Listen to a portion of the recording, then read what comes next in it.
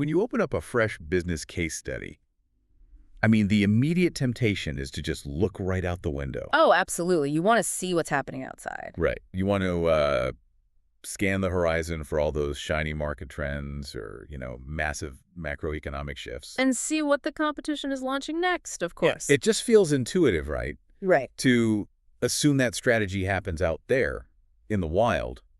But focusing outward before you look inward is, well, it's like trying to build a 100-story skyscraper on a fault line without ever actually checking the tensile strength of your own steel. Yeah, that's a perfect way to put it. I mean, you might design this absolutely beautiful building on paper, right? But the second a tremor hits... The whole thing just collapses. Exactly. That structural integrity is pretty much everything. Because strategic management, at its core, fundamentally operates as a matching game. A matching game between what, specifically? Between the external opportunities that are out there presenting themselves and the actual verifiable internal strengths an organization possesses. And the fatal error most analysts make is prioritizing the environment. If you haven't meticulously mapped your own capabilities, you're just flying blind. You have literally no realistic basis for deciding which market opportunities you can actually capture. And which ones will, completely financially ruin you. Precisely. Well, welcome to this deep dive. Today's mission is laser focused on that exact structural integrity. And we have tailored this specifically for you, the MBA student, or honestly, anyone who is actively trying to wire their brain to think like a top-tier executive. Yeah, this is essential stuff. It really is. We are taking the core principles of internal organizational appraisal straight from our source material and transforming them into a highly practical, memorable masterclass. So by the end of this deep dive, you'll have a rock-solid, exam-ready framework for internal analysis. You'll get a really nuanced grasp of SWOT and the ability to deploy the TOWS matrix to just completely tear apart any case study that comes across your desk. So, okay, let's unpack this. Let's do it. So to set the baseline here, we kind of have to flip a really common piece of conventional business wisdom completely on its head. Oh, I love doing this. Which one? Well, there is this huge assumption that just sitting in a booming, highly attractive industry is the primary driver of profitability. Like if the water is warm, you'll be fine. Right, the rising tide lifts all boats kind of mentality. Exactly. But empirical research consistently shows that the internal environment, so the overall strengths and weaknesses of a firm's resource base, actually dictates strategy and success way more than those external industry factors. Yeah, I always found that kind of counterintuitive until I started actually looking at the data on saturated markets. It's eye-opening, isn't it? It really is. I mean, you can find firms operating these incredibly unattractive, notoriously unprofitable industries, and yet they pull in massive profit margins. Because they manage to engineer fundamentally superior products. Or they just have drastically more efficient cost structures, right? It proves the absolute supremacy of the internal environment. Like, think of it less like a sports team trying to navigate bad weather and more like a deep-sea submarine. Oh, I like that analogy. Right, because the external environment is just 1,000 atmospheres of crushing ocean pressure. You literally cannot control that pressure. You can't negotiate with the ocean. No, the ocean doesn't care about your business plan. Exactly. But if your internal structural integrity, like your titanium hull, your proprietary propulsion system, all your internal life support mechanics, if that is flawlessly engineered, you don't just survive the pressure. You navigate it to reach resources no one else can even touch. What's fascinating here is that a viable strategy absolutely must place entirely realistic requirements on those internal resources. You can't just hope for the best. No, you can't run a submarine on untested assumptions or, executive gut feelings. You have to systematically, frankly, brutally assess your capability gaps before you ever dive. Right, because this inward-looking capability audit isn't just some bureaucratic checkbox exercise. Oh, far from it. It is the absolute genesis of sustainable competitive advantage. You have to isolate what you actually do better than anyone else. And the frameworks for doing that isolation, they're pretty well documented in the source text. Yeah, there are a few key ones mentioned. Analysts utilize the resource-based view, or RBV, to catalog tangible and intangible assets. Or they deploy value chain analysis to see exactly where margin is being added, right from inbound logistics all the way down to customer service. Right. And there's benchmarking against industry standards and the internal factor evaluation or IFE matrix for weighting variables. But as important as those are, We really need to spend our time today on the heavyweight champion of strategic frameworks. The one literally every single business student knows by name. Yes, but shockingly few actually know how to wield it as a legitimate executive weapon. And I'm talking, of course, about SWOT. Ah, yes. Strength, weaknesses, opportunities, and threats. Because internal capabilities dictate success, you need a cartographic tool to map them alongside the market. But the problem I see is that most people treat SWOT like this casual brainstorming exercise, like it's an icebreaker at a retreat. Which is a huge mistake. To elevate this to an MBA level, you have to draw a hard, impenetrable boundary right down the center of the framework. You absolutely must separate the intrinsic from the external. Okay, lay that out for us. What goes where? So strengths and weaknesses are strictly intrinsic. They belong entirely to the firm. They are your specific value-creating skills, your proprietary assets, or, on the flip side, your glaring operational deficiencies. Okay, and the other half? Opportunities and threats exist entirely outside the firm. They emerge from competitive dynamics, regulatory changes, demographic shifts, things like that. Okay, I actually need to push back on how companies define these in the real world, because the blur between intrinsic and external just ruins so many case study analyses. Yeah, I know exactly where you're going with this. Right, because I constantly see students, or even junior consultants, point to a rapidly growing market segment and boldly label it a strength in their presentation. Yeah. But wait, a growing market segment is completely out of your control, so how can it be a strength? That is the #1 trap. Exactly. A growing market is an opportunity, full stop. The source explicitly states this. You do not own the market, therefore, it cannot be a strength. So what would the strength be in that scenario? The strength is, say, the highly experienced, specialized sales force you possess that allows you to penetrate that growing market way faster than a rival, or your exclusive supplier contracts, or your bulletproof brand reputation. Okay, let me take that a step further then to really test this. Yeah. What about a new product launch?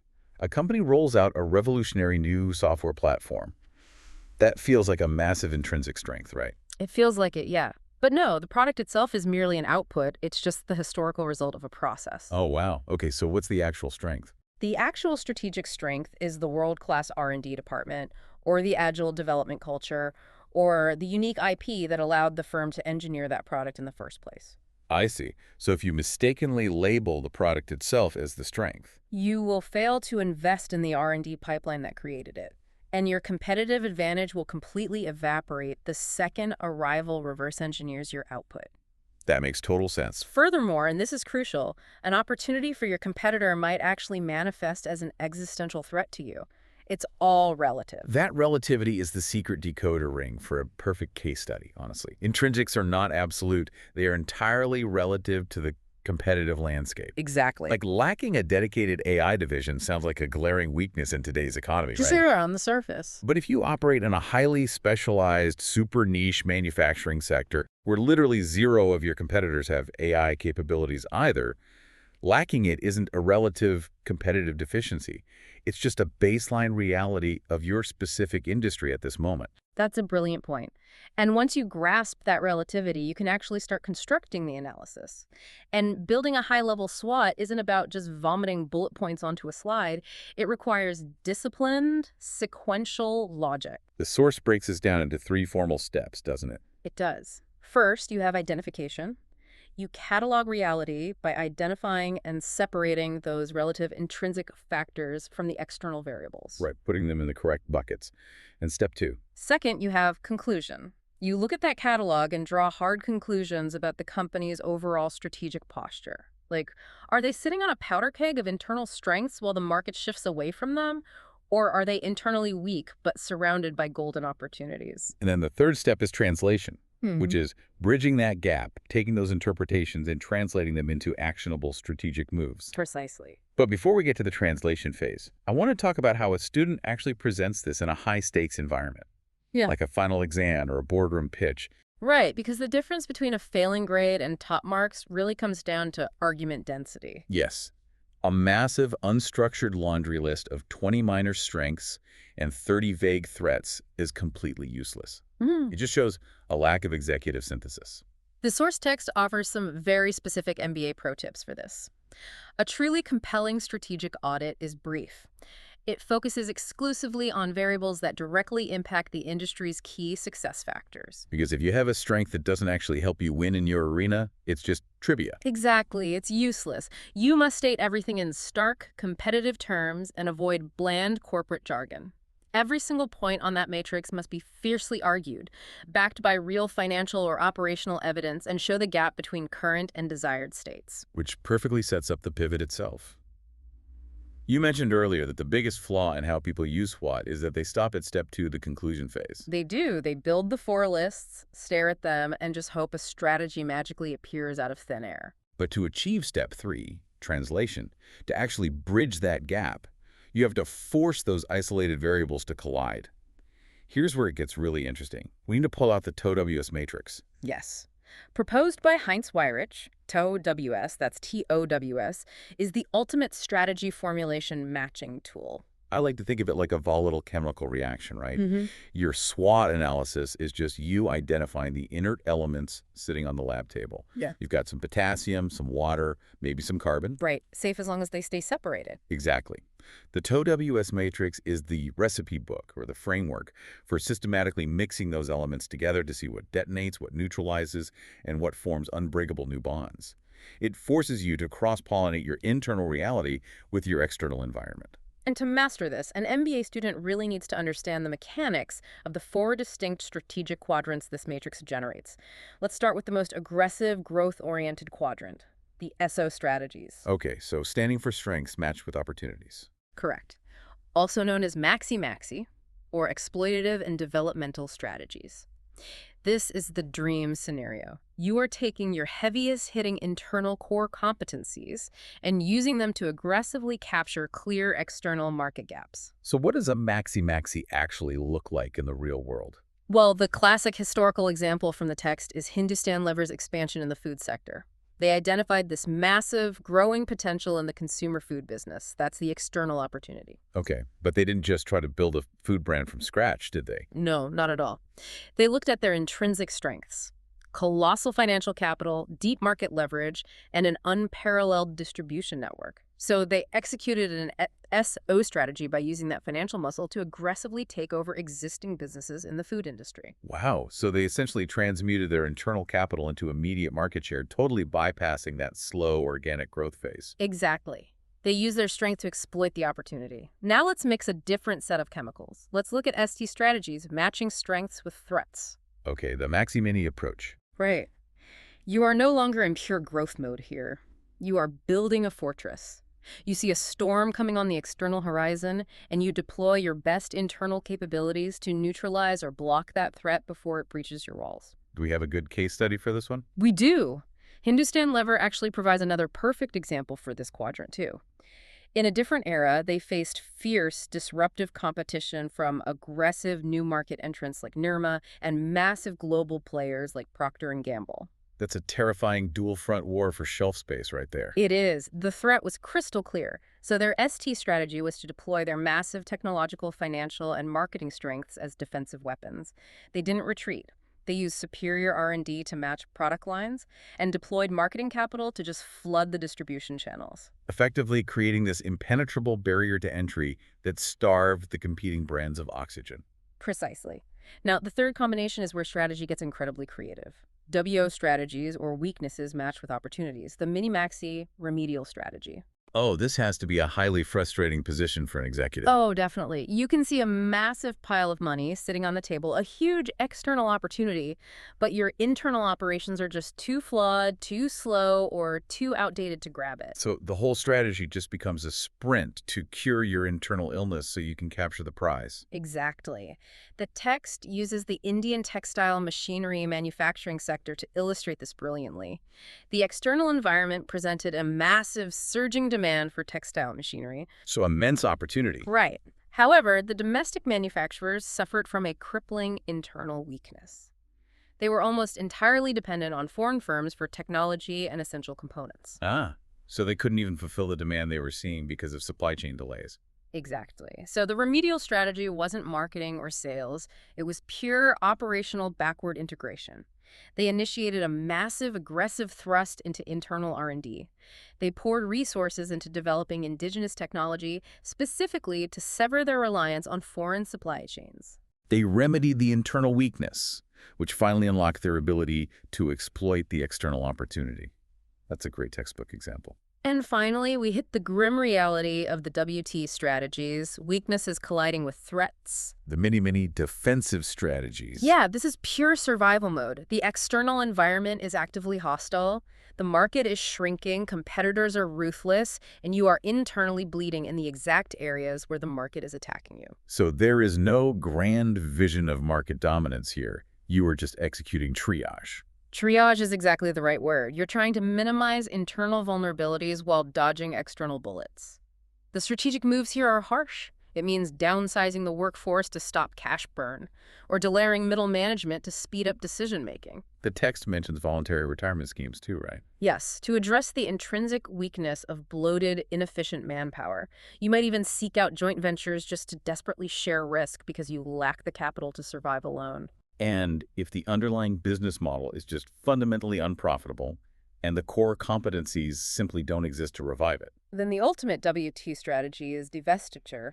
You liquidate, you sell off the parts, and you get out before the equity goes to zero. I mean, the genius of Weirich's TOWS matrix is that it forces executives to confront realities they would naturally want to avoid. Yeah. Like if you just stare at a list of weaknesses, human nature makes you want to hide them. Right, sweep them under the rug. But TOWS forces you to ask, how is this specific weakness going to get us killed by that specific external threat? It demands real intellectual honesty. It does, but to truly operate at an executive tier, you cannot become a zealot for any single framework. You have to actively hunt for the blind spots in your own methodologies. Which is a great pivot. Let's talk about the flaws. Yeah, because this raises an important question. Is this matching game actually enough to guarantee survival? Scholars like Johnson and Scholes explicitly note that these frameworks only provide the raw material for analyzing conditions. They are a starting point, not a finish line. And relying on them too heavily exposes a firm to severe strategic vulnerabilities. I think the most glaring vulnerability mentioned in the text is the illusion of permanence. The static perspective. Right. SWOT and TOWS provide a strictly static perspective. When you map out those four quadrants, you are essentially taking a high-resolution photograph of the competitive environment at a single fraction of a second. But business is not a photograph. It's a chaotic, fast-moving movie. Exactly. By the time your executive committee finishes debating the matrix, approves the strategy, and allocates the budget, the market has already mutated. The competitor launched a new product, or the regulatory environment shifted. The photograph is obsolete. And beyond that static nature, there is a dangerous tendency to view capabilities through a single, simplistic dimension. You label something a strength and just assume the analysis is complete. But just possessing a strength doesn't automatically equate to creating value or competitive advantage, does it? Not at all. You could own the most technologically advanced, highly automated manufacturing facility on the planet. By every traditional metric, that is a colossal internal strength. Sure. But if massive macroeconomic shifts dictate that consumers literally no longer want the physical product you're manufacturing, your billion-dollar facility isn't a strength, it is a stranded asset. It creates zero value because it's misaligned with the external reality. Which brings us back to the sheer subjectivity of the external environment itself. Yeah. The lines between an opportunity and a threat are not universal. They are entirely dependent on who is looking at them. Yes. A textbook example from our source is the global societal shift toward health consciousness and wellness. Okay, let's look at that through two different lenses. Right. If you are sitting in the boardroom of a multinational tobacco conglomerate, that external environmental shift is an apocalyptic threat. It means massive regulatory pressure and shrinking markets. Right, obviously a threat. But what if you're the CEO of a global chain of premium health clubs? Then that exact same environmental shift is the greatest opportunity in your company's history. You cannot objectively label an environmental change as broadly good or bad. It is just a neutral wave. Your strategy depends entirely on whether your internal hull is built to surf that wave or be crushed by it. You have to obsessively and continuously stress test whether your unique resource base is still relevant to the specific friction occurring in the market. Exactly. So let's pull all this together for the listener. We started by dismantling the myth that the external market dictates your fate. We established the supremacy of your internal engine, the reality that fundamentally superior internal capabilities can insulate your margins even in the most toxic industries. And we redefined SWOT, right? Not as a casual brainstorming list, but as a rigid categorization of relative intrinsic capabilities versus external market dynamics. Then we utilized Weirich's 2WS matrix as a chemical laboratory, dynamically matching those variables to generate actionable, targeted strategies. Whether that means leveraging capital for maxi market exploitation, building defensive moats, funding R&D to cure operational bottlenecks, or executing brutal divestitures to survive. And most importantly, we applied the critical skepticism required of any top-tier strategist, recognizing that these frameworks are just static photographs in a dynamic world. You now have the architectural blueprints. You know how to audit the steel, test the structural integrity of a business, and design a strategic campaign that won't collapse when the market tremors hit. But as you prepare to take these tools into your next case study or board meeting, I want to leave you with a final puzzle regarding strategic decay. Ooh, okay. What is it? If we accept that internal strengths are entirely relative to your rivals, and that the external environment is a constantly mutating movie rather than a static photograph, how quickly does an established core competency rot? How often must a company completely burn down and rewrite its entire internal SWOT appraisal before the very strengths it is relying on for survival quietly morph into its most fatal strategic blind spots? That is a brilliant question to keep you awake tonight. Thanks for joining us on this deep dive. See you next time.